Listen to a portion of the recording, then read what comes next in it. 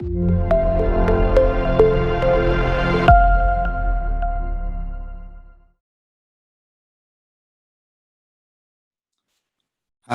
this seminar is on the revitalization of existing churches. My name is David Brown. I'm a pastor in Paris, France, and I've been working in the area of revitalization in France and across Europe for the last 10 years. The basic question which I would like to suggest is behind revitalization is the question, what is the biblical vision of a healthy church? So I'll come back to that in a moment. But this is the menu for this session. I'm going to talk about the need for revitalization fairly quickly, the biblical mandate, the vision, the process of revitalization, and tell you a story. So that's what we're going to look at in the next few minutes. The need for revitalization. I think very few people would refuse the idea that many churches across Europe are stagnating or declining. Of course, there are many flourishing, dynamic, growing churches. It's not all doom and gloom. There are many good things happening. But a great many churches, in France, we reckon about 50% of evangelical churches are either stagnating or declining. So what should we do about this? It's obvious that the context in Europe is of increasing secularization, secularism, if you like, which is opposed to the Christian faith. And Christianity is seen as a dangerous and intolerant religion which does not respect diversity. And facing that, many of our churches fall back onto a sort of process of routine, tradition, the sort of things they've always done. And I hope that after all the changes we've seen in the way we've run church during COVID, that we won't just go back to what we were doing before.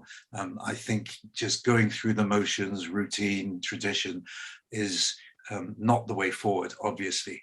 We are facing a very big challenge today. And so I think what we have to understand is deeply what is at stake, what is the real challenge in revitalization. And I think there are two basic issues. The first is, how can we as churches best prepare Christians to love God and to live his glory in today's world with the particular challenges of this time in history? In other words, how can we help Christians to be better disciples of Jesus? And the second basic question is this: how can we reach out to non-Christians in the postmodern world? Because there's a big disconnect. We're a long way in our thinking from where people are today. That is the need. I won't stress that anymore. I think most of you in this seminar will probably agree with that. But I think it is important, if only briefly, to look at the biblical mandate of revitalization. I've heard it said more than once, it's easier to give birth than to raise the dead. In other words, it's better to do church planting than to try to raise dead churches into life. But I don't think that is true, and I think it's a little dangerous, because there are so many churches which could be doing a lot of good in their community and preaching the gospel if they were revitalized. And I think it's a very strategic thing to do. But do we have a scriptural mandate for revitalization? I think we do, both in the Old Testament and the New Testament. In the Old Testament, a verse which has always struck me very much is Judges chapter 2, verse 10. Another generation grew up who neither knew the Lord nor what he had done for Israel. And I think that happens in a lot of churches. They're founded by people with a big heart and a passion for the gospel. And when it's passed on to the next generation, somehow the same passion gets lost over the years. And we can see that in the cycle of the kings in Israel and Judah. A good king was often followed by one which was worse, and then one worse still, until God raised up a good king to bring the people back to him. Another theme in the Old Testament is the return from exile and the rebuilding of Jerusalem and the temple. The people who had returned to Israel from the exile in Babylon had to revitalize their nation, rebuilding the walls of Jerusalem, rebuilding the temple, but also coming back to the Lord with all their heart. So we do see a cycle of, how can we say, decline and revitalization in the Old Testament. In the New Testament, I would point out one particular part of the New Testament, the chapters 2 and 3 of Revelation, which talk about the 7 churches. 5 of these churches needed revitalization. Only 2 are really praised. 5 need revitalization for different reasons. Sometimes there was wrong teaching, sometimes there was immorality, sometimes there was just bad leadership. And this terrible accusation, in a sense, you have forsaken your first love. So that was Revelation 2, verse 3. Verse 4 says, remember the height from which you have fallen. Repent and do the things you did at first. And, you know, the word repent really means, at its basis, change your mind, think differently, look at things as they really are, and come back to what you were doing at first, what your forefathers were doing when they started the church, for example, or what may be happening only just a few years before. So I think there is a real biblical mandate for revitalization in the Bible. Now, what about the vision? I think this is important because we have a lot of people saying we can change this, we can do that, this is a good idea, and so on. But I think it's important to come back to what the scriptures actually say. And the scriptures are very clear that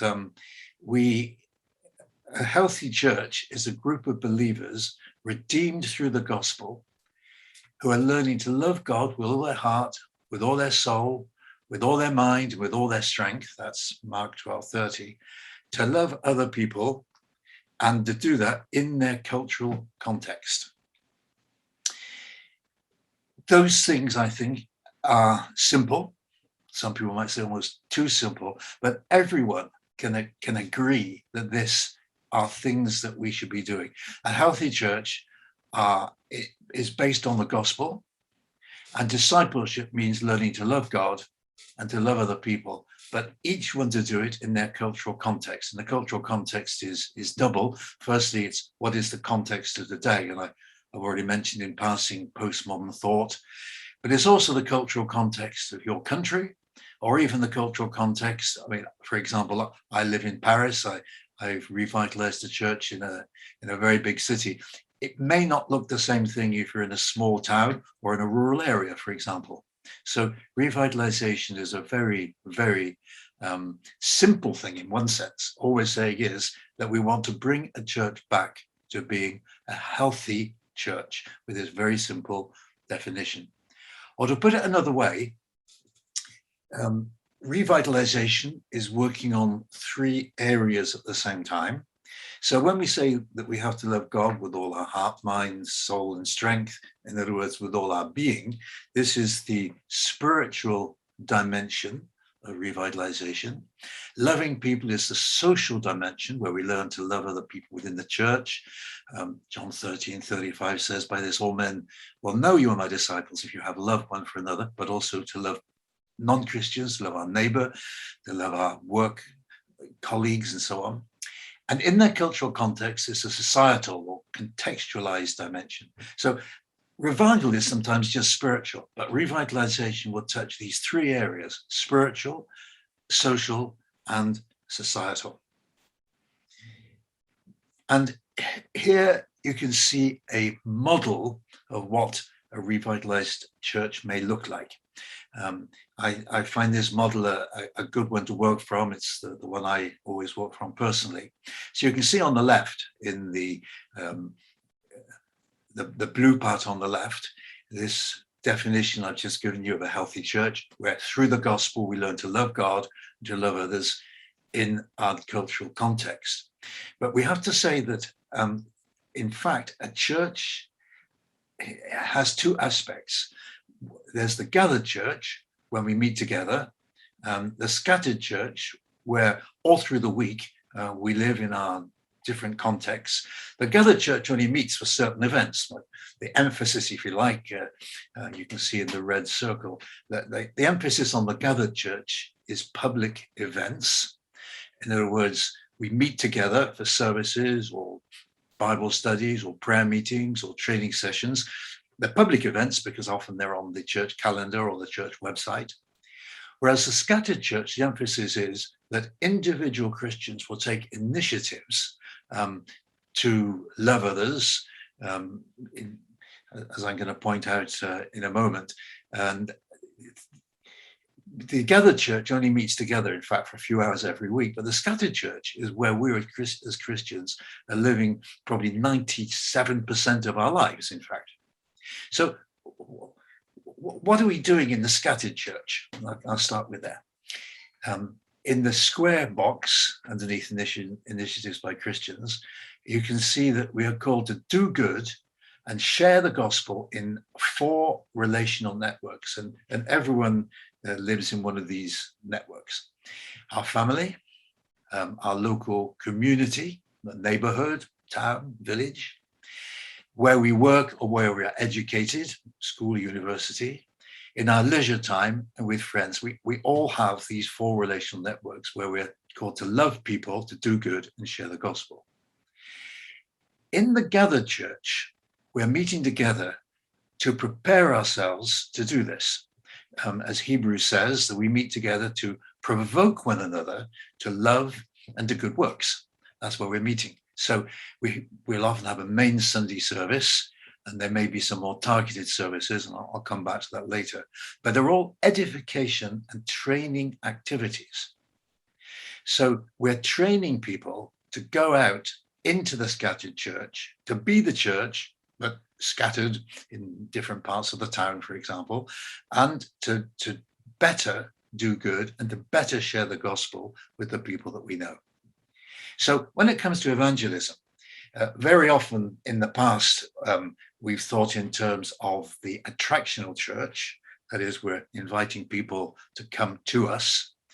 And this is still an option, except that in general in today's world, I find that people will only come if they're invited by a Christian who have got to know them in their 4 relational networks. Whereas the scattered church is really the missional church going out into the world to be witnesses to the love and of God and the salvation in Christ. So that is the vision. The process is long. It may not happen overnight. It may take several years, but there must be a deep commitment to see change come about progressively. And this is, or should be, embraced by all the members of the church. In other words, it's not a leader imposing something. There must be dialogue, discussion, and the question, how can we do better? Criticism never helps. To say to people, how can we better love God? How can we better love the people around us? How can we better be adapted to the context in which we live? I won't say any more on the process because it's a huge area, but I invite you to visit my bilingual website where there's a lot of practical advice on this process. It's called revitalization.fr. It's partly in French and partly in English. Revitalization.fr.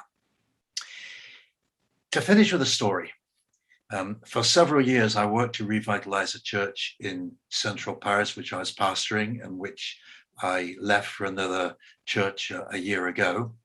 And how do we implement some of these ideas? What do we do practically? And we saw a big change in the church over those years. Here are just a few ideas of what we did. Firstly, we renovated completely the premises with the help of an interior designer. She suggested all sorts of ways we could do it. We voted on it. And most people who come into our building say, wow, this is really, it feels good. There's a corner where, in fact, bigger than on the picture, where there are easy chairs to sit on, where people can drink coffee. There's a convivial area. The colors are warm, the colors are nice, it looks modern.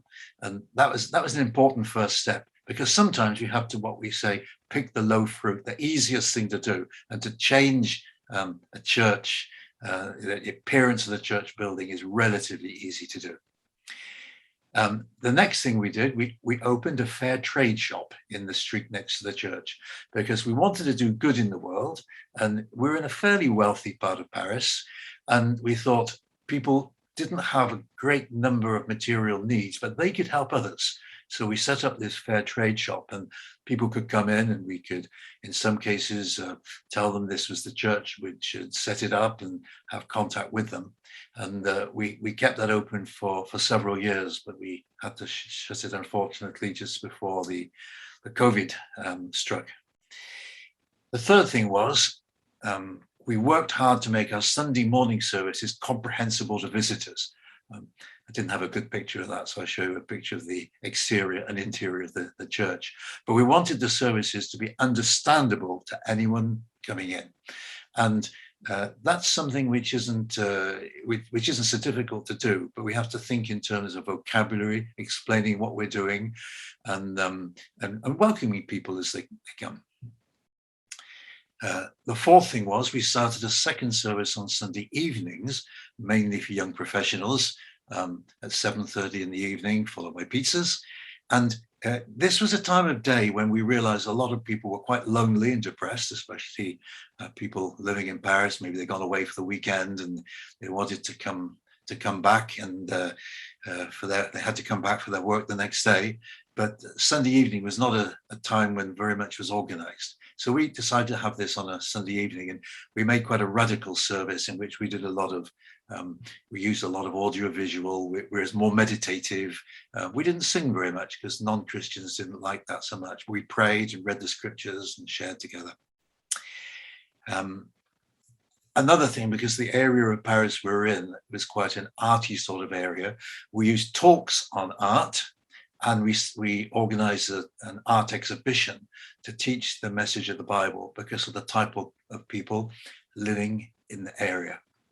And finally, during our Sunday services, we gave teaching on very practical issues. Of course, we also had a time of praise. We also taught the scriptures, but we also wanted to teach about the society we're in. So as people went out, they understood more where the people are around us, what they think, and how we can better share the gospel with them. So we brought up such subjects as postmodern culture, ethical issues, gender, beginning and end of life, poverty, violence, racism, the use of time in social media, financial management, differences between church denominations, analysis of films and television series. We talked about other religions. We explained the different roles of Bible and science, and how you could be a Christian in the workplace, marriage, also bringing up children.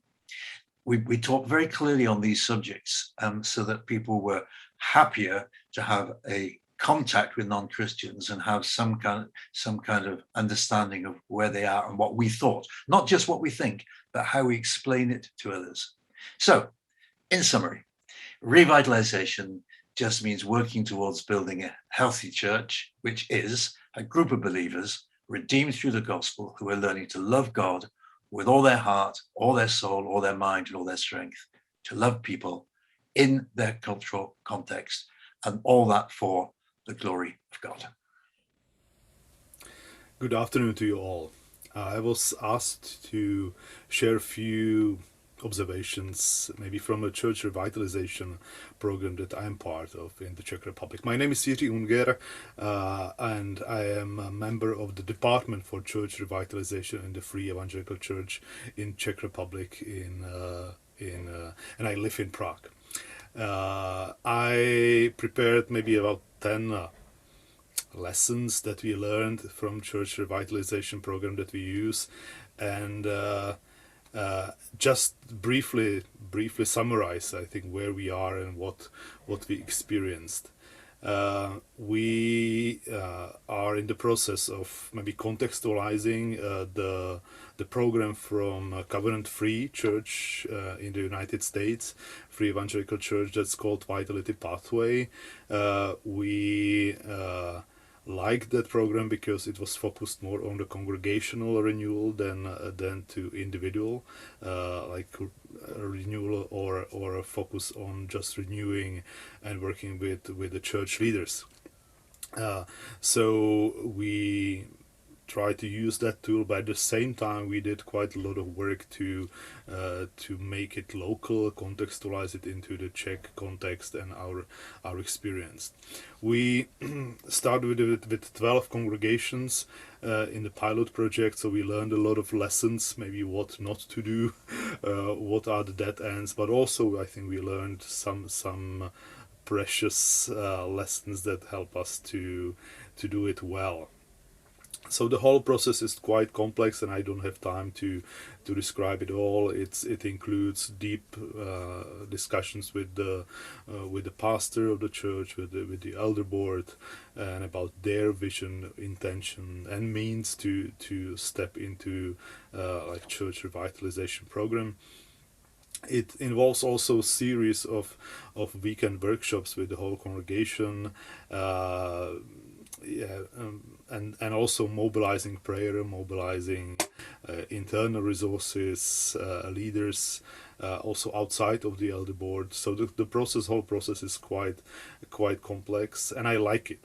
I like it because it's not naive about the complexity and challenges. So it's not kind of a quick fix approach that I see in some other programs.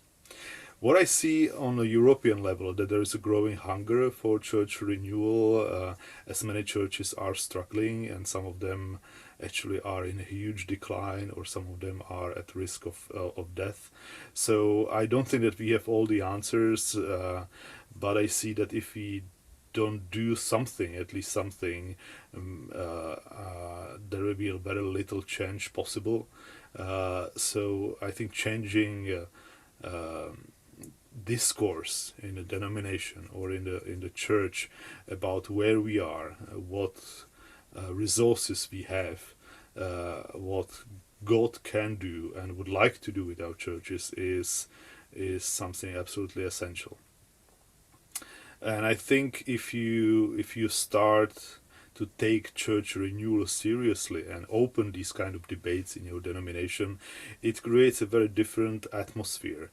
It creates opportunity for some honest solutions or honest search for answers maybe that we don't have, and it's very healthy, I think, for any church or any denomination to actually have tools where we can address honestly reality, but at the same time in an environment of hope and encouragement and actually abundance of what God has given us. So, as I said, I don't have time to explain it all, but let's share a few, maybe 10. I have 10 lessons from church revitalization in Czech Republic. So, first one, there are no easy shortcuts. What we see is that deep change takes time, and there is no change without pain. Many churches approach us and they want just a program, tool, manual. Give us a tool, manual, and this will do the job. Yeah, we will bring people again to our churches and to our buildings, but that's not the way how it works. And without real commitment to do anything necessary in searching for God's answers, you can actually bring more frustration and waste hopes in the church. So don't give false promises and don't promise easy shortcuts. I think that's one of our lessons. It doesn't work like that. Second point, technocratic approaches to renewal will not be enough. I think many church revitalization programs are based on the idea that if you just improve leadership, manage systems well in the church, apply some principles, tools, it will do the job. I think it's important to see that these things are necessary and are helpful. I think many things in church don't work because there is a poor leadership or leadership vacuum, or things are just not done well. But we see that if we fail to create an environment where actually God is agent of change in this church, not us or our kind of external knowledge from outside, and actually Holy Spirit acting in the church again and moving, the change will not last long or will not be life-giving. We see it also from, like, we can analyze churches, but sometimes analysis create paralysis if you don't have this internal life that you empower and that you encourage in the congregation. So you need to create spaces for where God actually is acting, and the congregation is searching for this, not just for another tool or strategic plan. Third point, there is no change without sense of urgency and commitment from the church leaders, pastor and elders.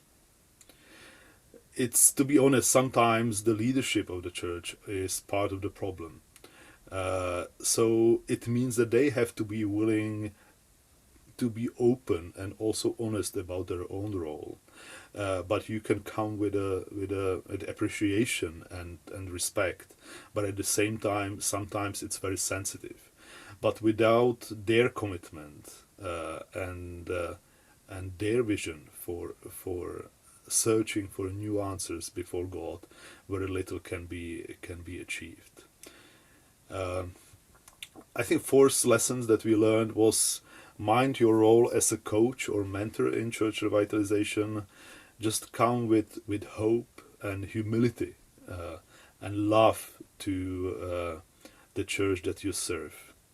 If you come just as an outsider expert who knows how, and you can achieve very little. Be clear that it's not about you, but it's about them and their search for God. It's about their story, it's about their prayers and solutions that they will have to find in prayers and asking God to help them out in the situation that they are at. And so that's what I think is key. So you can help them to address issues. You can help them with a safe process that actually communicates hope for their church. That maybe because they lost hope. You can help them with the process, and you can enlarge their horizons, inspire them. But finally, it's their calling, and they have to own it. Fifth lesson: search for people with the apostolic dimension in the congregation. There are always some people in the congregation who have the gift of creating life-giving environments.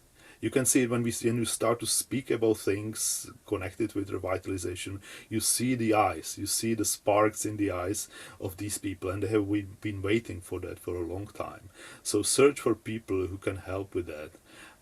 And very often they are not part of the leadership in the church, but try to win them to be part of the process of renewal.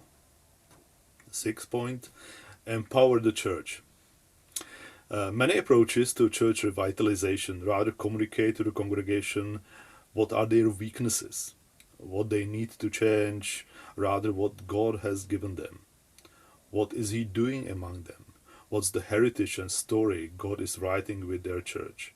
So be very careful if you, as an outsider or mentor or coach or leader who comes to this congregation, if you actually are not disempowering them. Because many of these churches already struggle with doubt and self-judgment about themselves, and if you bring actually more of that, it doesn't help. Seventh point: be ready for the dark cloud. Very often when we start to speak honestly about the situation of the church, all the pains, frustrations, conflicts, skeletons tend to come to the surface. I think our role in church revitalization is sometimes to be ready to take it on us and insist on hope and God's presence in the church, in spite of all these bad things that paralyze the church, or that hurt in the church. But be ready to breathe with them, to bleed with them, and that can help in the process. Another lesson, and it was a difficult lesson that we had to learn, and we also have to teach church leaders who are leading the process in their congregations. You will never win everybody in the congregation. Relationships and communication is critical in church revitalization. But some people you will never persuade. Some will join when they see first results, but some will join because or some will join very quickly. But some people will never join, will always oppose. But very often we get paralyzed by this tiny minority of people who are very voiceful and loud in your congregation, but very often they paralyze the whole process. So just don't let these people eat up all your time as a church leader or as a coach that comes. I think listen to these people. Sometimes they have very good points and good observations about the church, but if they are not constructive and bringing new hope and life, but more death and destruction, just don't expect that you will persuade everyone. 9th point is just increase their horizons. I think from our experience, many congregations and elder boards actually live in their own bubble or their own quite limited horizon of what is possible, how church can be done, and they say very often we don't know what we don't know.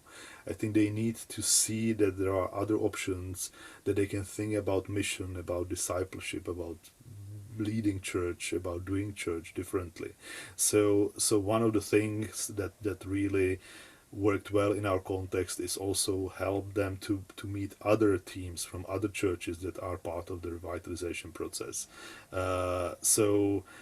Send them to visit other churches, go as whole elder board to another church and see how they do things, increase their horizons. Also, maybe the last 10th point is there is no renewal without missional renewal. I think unless mission becomes more central, church will gravitate to stable, consumer-oriented churches. I understand why churches tend to, or leaders tend to move to this model, but so we need constantly to see if they gravitate to more established, stable church where actually God can't do much because the God is just satisfaction how things are. So we say that healthy missional churches will always be messy, will always be chaotic, little there will always be a shortage of resources or people, because that's what life brings. So that's just one of the lessons that we learned, that this is something that constantly has to be on the table. So these were the 10 lessons. I have many more and I'm looking forward to our discussion and your questions.